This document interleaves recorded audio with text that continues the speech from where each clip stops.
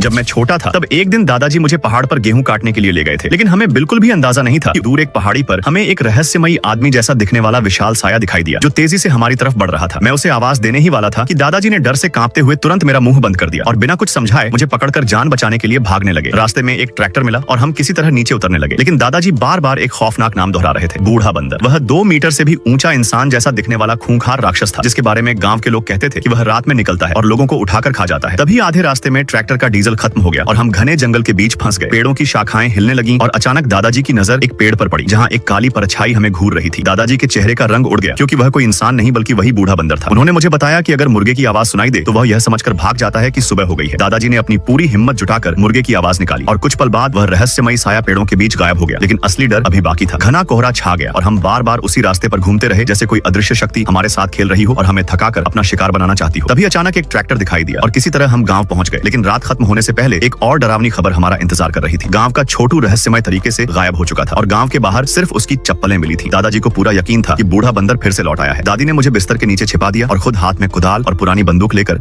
दरवाजे पर पहरा देने लगी। लेकिन तभी छत पर भारी कदमों की आवाज गूंजने लगी और अगले ही पल मिट्टी की टाइलें टूट गईं। छत में एक बड़ा छेद बना और वहां से एक विशाल काली आकृति हमारी तरफ झांकने लगी। मैं डर के मारे कांपने लगा और दादी की आंखों में भी खौफ साफ दिखाई दे रहा था। वह राक्षस धीरे धीरे नीचे उतरने ही वाला था कि तभी दरवाजा जोर से खुला और दादाजी बिजली की तरह घर के अंदर घुसे। उन्होंने दादी के हाथ से बंदूक छीनी और बिना एक पल गंवाए छत पर बैठे उस खूंखार बूढ़े बंदर पर लगातार गोलियां बरसानी शुरू कर दी।